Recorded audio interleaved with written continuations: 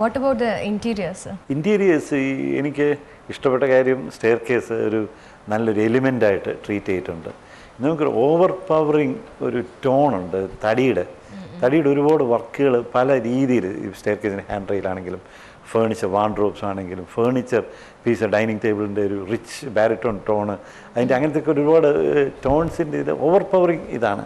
അതിൻ്റെ കൂടെ നമുക്ക് മൊത്തത്തിൽ എനിക്ക് ഇഷ്ടപ്പെട്ട ഒരു കാര്യം പറയും, ബെഡ്റൂംസിലൊക്കെയുള്ള ആ ലിനൻ കേർട്ടൺ കളേഴ്സ് എല്ലാം കൂടെ ബ്ലെൻഡ് ചെയ്ത് പോകുന്നുണ്ട്. പൊതുവേ എനിക്ക് വളരെ ശാന്തവും സുന്ദരവുമായിട്ടുള്ള നല്ല വെളിച്ചവും കാറ്റൊക്കെയുള്ള ഇൻറ്റീരിയേഴ്സായിട്ട് തന്നെയാണ് തോന്നിയിട്ട്. കാരണം വെളിയിലേക്ക് ഒരു ഇൻറ്റീരിയർ സ്പേസ് മാത്രമല്ല, അതിനകത്ത് വെളിയിലേക്ക് തുറക്കുന്ന മുകളിലൊരു ബാൽക്കണിയുണ്ട്, പുറകിലൊരു ഡൈനിങ്ങിൽ നിന്ന് തുറക്കുന്നൊരു സ്ഥലമുണ്ടെന്ന് തോന്നുന്നു. അത്തരം കാഴ്ചകളൊക്കെ എനിക്കൊന്ന് ഭംഗിയായിരിക്കും. എപ്പോഴും ഒരു ഹൗസ് വൈഫ് അല്ലെങ്കിൽ ഒരു കുടുംബിനെയാണ് അതിൻ്റെ ഇൻറ്റീരിയേഴ്സിനെ കുറിച്ച് ഏറ്റവും അധികം ബോധേഡ് ആയിട്ടുള്ളത്. എപ്പോഴും ക്ലീൻ ചെയ്ത് വെക്കുക, അങ്ങനെ നല്ല ഷോ പീസൊക്കെ അറേഞ്ച് ചെയ്ത് വെക്കുക. അപ്പോൾ ഇവിടെ ഒരു കുടുംബിനെയും കൂടെയാണ് നമ്മുടെ ഇന്നത്തെ സെലിബ്രിറ്റി ഗസ്റ്റ്. അപ്പോൾ പ്രവീണ ചേച്ചി, ഇൻറ്റീരിയേഴ്സിനെ കുറിച്ച് എങ്ങനെ വിലയിരുത്തും? ഇൻറ്റീരിയർ ഞാൻ നോക്കിയപ്പോഴത്തെ ഈ ഷോ പീസ് എന്ന് പറഞ്ഞത് ഞാൻ അധികമൊന്നും അകത്ത് കണ്ടില്ല. കുറച്ച് ഫ്ലവേഴ്സൊക്കെ വെച്ചു, പക്ഷേ അതൊക്കെ നല്ല കളർ കോമ്പിനേഷൻ. ആ റൂമിൽ കാർപ്പറ്റൊക്കെ ഉണ്ടോ, നല്ലൊരു റെയർ ഡിസൈനാണ് അതല്ലേ കാർപ്പറ്റ്, അങ്ങനെ അതൊക്കെ. അതേപോലെ ഞാൻ കിച്ചൻ്റെ കാര്യം പറഞ്ഞില്ല, കിച്ചണിൽ അത്യാവശ്യമുള്ള സാധനങ്ങൾ മാത്രമേ കാണുന്നുള്ളൂ. ആൾക്കാർ വരുമ്പോൾ വളരെ എന്താ പറയുക, ഇതിൽ കുക്ക് ചെയ്യുന്ന ഒരു കിച്ചൺ ആണോ എന്ന് തന്നെ അതിശയം തോന്നിപ്പോൾ. അത്രയ്ക്ക് മനോഹരമായിട്ട് വെച്ചിട്ടുണ്ട്. അങ്ങനെ തന്നെ വേണം. ബാത്റൂമൊക്കെ ആണെങ്കിലും നന്നായിട്ട് അവർ സൂക്ഷിച്ചിട്ടുണ്ട്. ഒരുപാട് ഇഷ്ടപ്പെട്ടു. ഷൈന മാം വളരെ എക്സ്പേർട്ട് ആയിട്ടുള്ളൊരു ആർക്കിടെക്റ്റ് ആണ്. അപ്പോൾ ഇൻറ്റീരിയറിനെ കുറിച്ച് ഏറ്റവും നന്നായിട്ട് ജഡ്ജ് ചെയ്യാൻ പറ്റുന്ന ഒരാൾ കൂടിയാണ് Shaina ma'am. First of all hats off to the housewife, because അത്രയ്ക്ക് ക്ലീനായിട്ട് ആ വീട് മെയിൻറ്റെയിൻ ചെയ്തിട്ടുണ്ട്. അത് വലിയ ബുദ്ധിമുട്ടുള്ളൊരു പണിയാണ്. ഇത്രയും ഏരിയ കവർ ചെയ്യുന്നൊരു വീട് അത്രയും നന്നായിട്ടും കുട്ടികൾ എന്തായാലും ഉണ്ടാകും, ബട്ട് അത് മെയിൻറ്റെയിൻ ചെയ്യുന്ന ബുദ്ധിമുട്ട് നമുക്കറിയാം. പിന്നെ ഇതിനകത്ത് എനിക്ക് ആ ലിവിങ് റൂം ഒഴിച്ച് ബാക്കി എല്ലാ സ്പേസസും വെൽ പ്ലാൻഡ് ആയിട്ട് തോന്നി. എന്ന് വെച്ചാൽ ഫിക്സഡ് ഫേർണിച്ചർ നന്നായിട്ട് ഡിസൈൻ ചെയ്തിട്ടുണ്ട്. ഫിക്സഡ് ഫേർണിച്ചർ നമ്മൾ ഉദ്ദേശിക്കുന്നത് ക്യാബിനറ്റ്സും അങ്ങനെയുള്ള കാര്യങ്ങളാണ്. ഇപ്പോൾ ഒരു ബെഡ്റൂമിൽ തന്നെ നമുക്ക് സ്റ്റഡി സ്പേസ്, ഡ്രസ്സിങ് സ്പേസ് ഒക്കെ നല്ല well balanced and well planned ആയിട്ട് ചെയ്തിട്ടുണ്ട്. അപ്പോൾ നമുക്കൊരു ക്രാംഡ് ഫീലിംഗ് അല്ലെങ്കിൽ ഒരു ക്രൗഡഡ് ഫീലിംഗ് തോന്നുന്നില്ല റൂംസിലൊന്നും.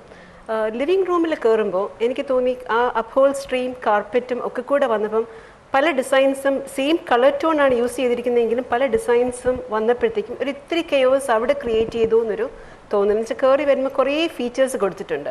വാളിലൊരു സീലിങ്ങിലൊരു ട്രെല്ലി വർക്ക് കൊടുത്തിട്ടുണ്ട്, വാൾസിൽ നിഷസ് കൊടുത്തിട്ടുണ്ട്.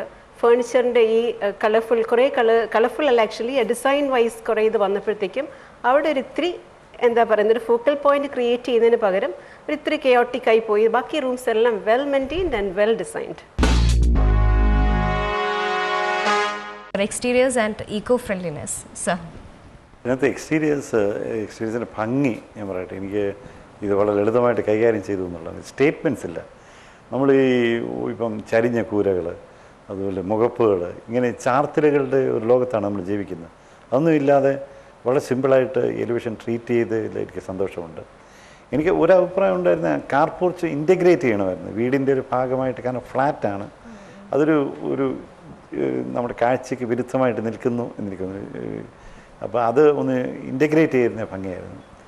ലാൻഡ്സ്കേപ്പ് വർക്ക് ചെയ്തിട്ടുണ്ട്, ഒരു ശില്പങ്ങളൊക്കെ വെച്ചിട്ട് വർക്ക് ചെയ്തിട്ടുണ്ട്, ഇരിപ്പിടങ്ങൾ ഒരുക്കിയിട്ടുണ്ട്. പക്ഷേ അത് നന്നായിട്ട് വർക്ക് ചെയ്തിട്ടില്ല എന്നാണ് അതിനകത്ത് ഏറ്റവും മോശപ്പെട്ട ഒരു കാര്യമായിട്ട് എനിക്ക് തോന്നിയത്. കാഴ്ചയിൽ എനിക്ക് അലോസരമായിട്ട് തോന്നിയൊരു കാര്യം ടൈലിംഗ് ആണ്. ഭയങ്കര ഓവർ പവറിങ്. നമ്മൾ കയറി ചെല്ലുമ്പം ഈ ചുവപ്പിൻ്റെയൊക്കെ അതിപ്രസരം കാരണം ടൈല് നമുക്ക് സമാധാനം തരും. ടൈലിംഗ് കുറച്ചുകൂടെ സോഫ്റ്റ് ടൈലിംഗ് വേണമായിരുന്നു. കാരണം കയറി വരുന്ന ഗേറ്റിൻ്റെ അവിടെ തൊട്ട് ചുവപ്പിൻ്റെ ഒരു അതിപ്രസരമുണ്ട്. അതൊക്കെ ഒന്ന് മാറ്റി കുറച്ചുകൂടെ സോഫ്റ്റ് ആയിരുന്നെങ്കിൽ വീട് നല്ല രസമായിരുന്നേനെ എനിക്ക് തോന്നുന്നു. ഈ സ്കൾപ്ചർ ഒക്കെ ഉണ്ട്, ഇരിപ്പിടമുണ്ട്, ഒരുപാട് കാര്യങ്ങൾ ശ്രമിച്ചിട്ടുണ്ട്. പക്ഷേ അത് കുറച്ചുകൂടെ സമൃദ്ധമായിട്ടുള്ള ലാൻഡ്സ്കേപ്പിലേക്ക് പോകണം. ലാൻഡ്സ്കേപ്പ് നമ്മൾ ഈ കൺട്രൈവ്ഡ് ആയിട്ടുള്ളതല്ല, വൈൽഡായിട്ടുള്ള കുറച്ചുകൂടെ അങ്ങനത്തെ ഒരു നാച്ചുറൽ ഒരു ലാൻഡ്സ്കേപ്പിലേക്ക് പോയിരുന്നെങ്കിൽ വീട് കുറച്ചുകൂടെ കാണാൻ ഭംഗിയാമായിരുന്നു എനിക്ക് തോന്നുന്നു. ആസ് എൻ ആർക്കിടെക്ട് ശരിക്കും എനിക്ക് തോന്നുന്നു ഞങ്ങളൊക്കെ ഒരു റോഡിൽ കൂടെ പോകുമ്പോൾ നമുക്കൊരു വീട് കാണുമ്പോൾ, നല്ലൊരു വീട് കാണുമ്പോൾ നാച്ചുറലി നമ്മൾ നിന്നൊന്ന് നോക്കും. അതിൻ്റെ ആ ഒരു ഭംഗി ആസ്വദിക്കാനും അതിൻ്റെ ലാൻഡ്സ്കേപ്പ് ആസ്വദിക്കാനും നോക്കും. ഈ വീടിന് അങ്ങനെ എടുത്ത് പറഞ്ഞ് നോക്കത്തക്ക ആസ്പെക്ട്സ് ഒന്നും ഫീച്ചേഴ്സ് ഒന്നും ഇല്ല. എന്നാൽ തന്നെയും ഉള്ള ലാൻഡ്സ്കേപ്പ് അവർ മെയിൻറ്റെയിൻ ചെയ്തിട്ടുണ്ട്. പക്ഷേ ഹാർഡ്സ്കേപ്പ് ഓവർഡോസ് ഓഫ് ഹാർഡ്സ്കേപ്പായി പോയി. കുറേ ആ സ്കൾപ്ചറും പിന്നെ കുറേ കട്ട കെട്ടിത്തിരിച്ച് അതൊക്കെ വന്നപ്പോഴേക്കും പിന്നെ സാറ് പറഞ്ഞ എനിക്ക് ടൈലിംഗ് ഒക്കെ അതിന് ഹാർഡ്സ്കേപ്പ് എന്നാണ് നമ്മൾ പറയുക. അത് കുറേ കൂടുതലായിപ്പോയി. എലിവേഷൻ വൈസ് സിമ്പിൾ ട്രീറ്റ്മെൻ്റ് ആണ്.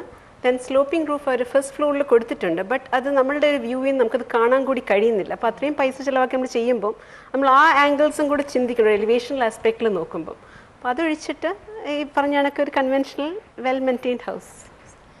പ്രവീണ ചേച്ചി, ഈ വീട്ടിലേക്ക് കയറുമ്പോൾ തന്നെ നമ്മൾ കാണുന്ന ഒരു വെൽക്കം ചെയ്തുകൊണ്ടിരിക്കുന്ന ഒരു സ്കൾപ്ചർ കണ്ടില്ലേ, അത് ബ്യൂട്ടിഫുൾ ആയിട്ടുണ്ട്. പിന്നെ ഈ ടൈൽസിൻ്റെ കാര്യം പറഞ്ഞു. റെഡ് ടൈൽ അല്ലാതെ വേറെ ഈ ലൈറ്റ് കളർ ടൈൽ ഞാനെങ്ങും കണ്ടിട്ടില്ല.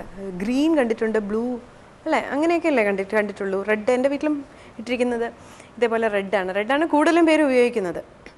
പിന്നെ നടപ്പാത, അതുപോലെ കാറ് കയറുന്ന പൊസിഷൻ, അവിടെയൊക്കെയാണ് അവരത് ഇട്ടിരിക്കുന്നത്. പക്ഷേ അത് നല്ലതാണെന്നാണ് എനിക്ക് പറയാനുള്ളത്. ലോണുണ്ട് എന്നാൽ പോലും ഇത് ഇടുന്നത് നല്ലതാണ്. കാരണം നമ്മൾ നടന്നു കഴിഞ്ഞിട്ട് ഈ മണ്ണൊക്കെ പറ്റും കാലിലെ നടന്നിട്ട്, അല്ലെങ്കിൽ ചെരുപ്പ് അത് വീട്ടിനകത്തോട്ട് കയറിയൊക്കെ പോകില്ല. പെട്ടെന്നൊരു ആവശ്യത്തിന് മുറ്റത്തോട്ട് ഇറങ്ങണമെങ്കിൽ നമ്മൾ ചെരുപ്പിട്ടിട്ടാണോ ഇറങ്ങുക? ഇല്ല, തിരിച്ച് വേഗം കയറിപ്പോവും. അത് ആക്ച്വലി ഇത് വൃത്തിയായിട്ട് കിടക്കും. ടൈലിടുമ്പോൾ അവിടെ വൃത്തിയായിട്ട് കിടക്കും. വീടിന് ചുറ്റും കുറച്ച് ടൈലിട്ട് കഴിഞ്ഞാൽ അത് ചെയ്യാം. ഫുള്ള് ഇടണ്ട, ഫുള്ള് ഇട്ടിട്ടുമില്ല അത്.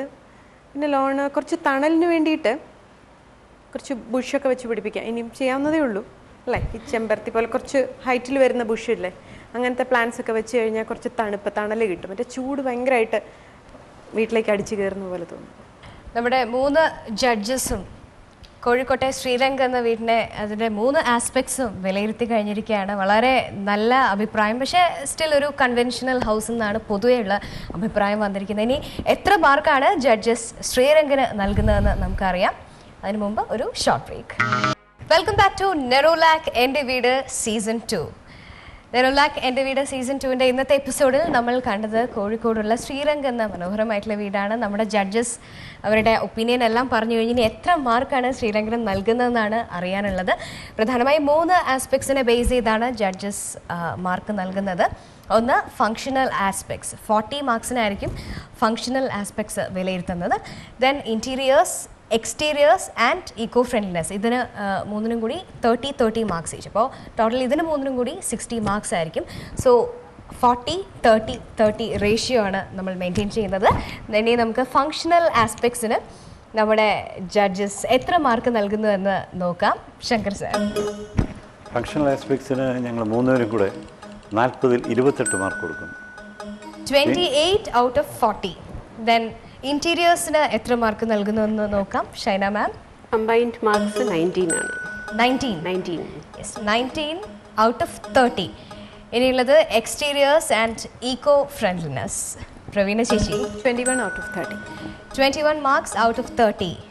നമ്മുടെ ജഡ്ജസ് നൽകിയിരിക്കുന്ന ടോട്ടൽ മാർക്ക്, ശ്രീരംഗം നേടിയിരിക്കുന്ന ടോട്ടൽ മാർക്ക് 68 ഔട്ട് ഓഫ് 100.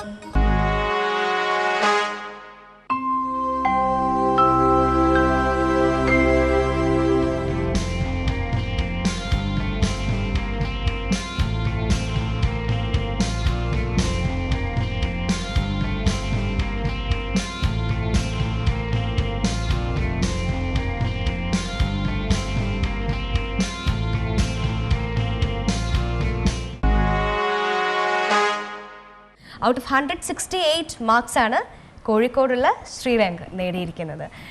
നെറോലാക്ക് എൻ്റെ വീട് സീസൺ 2-ൻ്റെ ഇന്നത്തെ എപ്പിസോഡ് ഇവിടെ പൂർണ്ണമാവുകയാണ്. വീണ്ടും നാളെ ഇതേ സമയം അതിമനോഹരമായ ഒരു വീടിൻ്റെ മനോഹരമായ കാഴ്ചകളുമായി ഞങ്ങൾ എത്തുന്നത് വരെ കാത്തിരിക്കുക. Good bye.